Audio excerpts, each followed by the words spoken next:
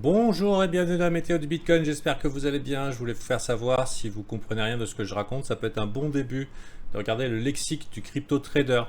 Voilà, une vidéo que j'ai sortie hier, ça peut servir. Alors après 37 minutes, il y en a qui n'ont peut-être pas envie de faire l'effort. Après, quand on fait pas d'effort, pas de résultat, hein, ou en tout cas les résultats qui vont avec. Enfin qu'importe, c'est là, c'est à votre disposition, n'hésitez pas à la regarder. Alors, malheureusement par rapport à hier, la vidéo de 13 minutes, j'ai pas grand chose à rajouter puisqu'on est resté dans le No Man's Land, dans le marais des morts. Dans le marais des morts. Je voulais attendre l'issue de cette journée pour savoir si on allait casser cette trendline de RSI. Et non, hein, on a bien maintenu le suspense. Je n'aurai pas d'indice aujourd'hui. Donc en ce qui me concerne, je n'ai pas vraiment d'indication pour la journée qui vient. Sinon que même qu'il y a de fortes chances qu'on aille ici. Il y a de fortes chances qu'on aille ici, mais la question qui va se poser, c'est est-ce qu'on y reste, hein. Donc bien sûr, on peut faire quelque chose comme ça. Donc c'est à voir. Je ne serais pas étonné que vu que tout le monde se tient la bite, il y ait un petit peu de FOMO et ensuite ça dégueule. Donc globalement, hein, c'est un petit peu ce que je vois. Mais c'est pas garanti du tout. Je trouve que quand même le marché est un petit peu trop lourd, alors qu'on aurait eu 100 fois l'occasion de faire le short squeeze de l'infini. D'autant plus que maintenant le S&P 500 est quasiment à son ATH. Hein. Ça veut dire que depuis qu'on a fait le petit bottom ultra corrélé avec le Bitcoin, hein, qui était ici, le Bitcoin en est resté là, alors que nous, enfin, au niveau des indices, c'est quasiment le retour du bull market. Donc si vous cherchez le Santa Claus Rally, il a eu lieu. Hein, il a eu lieu, mais c'était pas pour le Bitcoin. Tant pis pour vous. C'était forcément, c'était à mon avis un petit peu prévisible. Donc Nasdaq, est-ce qu'il a monté autant? Un petit peu moins. Nasdaq est un petit peu plus inquiétant, donc il est moins chaud pour traverser. Mais à partir du moment où le S&P 500 continue à pousser, bah, globalement, j'imagine qu'on aura une voie relativement libre jusqu'aux premières augmentations des taux d'intérêt l'année prochaine. En tout cas, a priori, le marché on n'a plus rien à foutre de ces histoires de 0,75% en 3 fois pour l'instant. Jusqu'à preuve du contraire, on est dans un range. On est dans un range ici. Ça peut être assez volatile, faut voir. Mais bon, à partir de ce moment-là, je dirais que ceux qui ont eu très peur, là, ils sont un peu coincés. Donc forcément, où sont les vendeurs coincés? Bah, ils sont en dessous et ils ont peur. Donc ils font potentiellement support. En particulier les vendeurs de bottom.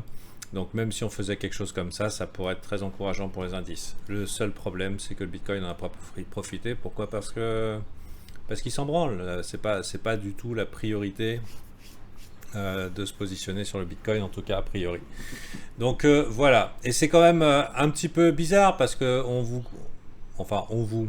on a pu voir un petit peu sur les réseaux sociaux, oh là là, le short squeeze de l'infini, et si jamais ça faisait la God Candle, vous vous rendez pas compte, on vous l'avait dit, bande d'enculés de bear.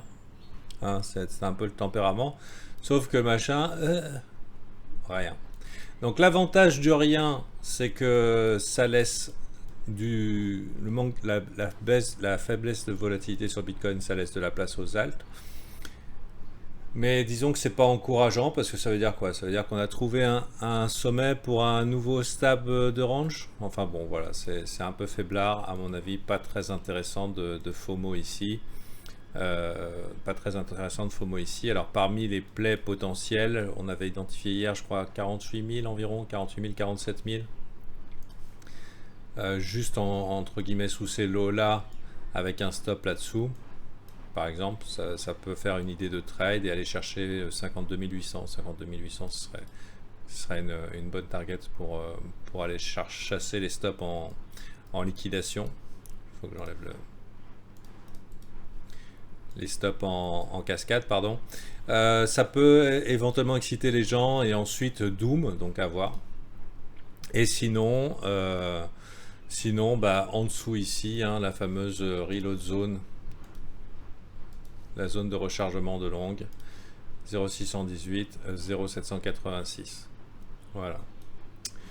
Bon, sachez que le terme reload zone, ça vient de Brian Beamish. Hein. C'est pas officiel, il n'y a pas Fibonacci qui a dit c'est la reload zone. Ça vient de Brian Beamish TRI. Donc globalement, si vous l'entendez, ça vient de gens qui sortent soit de chez moi, soit du trône. Hein, parce qu'il n'y a pas énormément de gens qui vont se former en anglais. Donc voilà, pour la petite indication,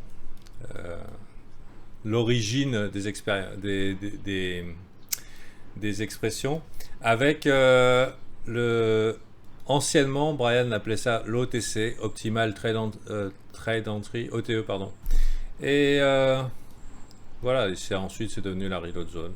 Mais voilà, ce sont des termes qui peuvent trouver un petit peu leur source. Des fois, si on veut savoir d'où vient qui, d'où qui vient qui, d'où, hein, bon, voilà. Et par exemple, les queues à m'être mangées, c'est de chez moi. C'est nulle part ailleurs, parce que Brian, c'était Wicks and Tails like to be eaten. C'est moins vulgaire, bien sûr. Bon, en tout cas, les queues à m'être mangées, et là, il y en a une belle qui aimerait bien être mangée. Voilà, demandez à vos mamans. Et je vous souhaite une bonne journée, et je vous dis demain pour la dernière de l'année. Donc, je ne serai pas là pour vous accompagner à acheter le bottom, pour vous dire que c'est le bottom. Je ne serai pas là. Je serai en petites vacances, donc du 25 au 30. Enfin, au premier, donc 2, je pense. Pas les mamans. Et donc 3. Je reviendrai le 3 janvier. Je vous souhaite de joyeuses fêtes si vous ne regardez pas celle de demain. J'essaierai d'être un petit peu plus large. Mais mon idée étant qu'actuellement on est dans un environnement à day trading, à play court terme, avec des targets plutôt courtes. C'est pas encore pour moi le moment de miser grosse couille. Voilà. Ok, allez, bonne journée à vous.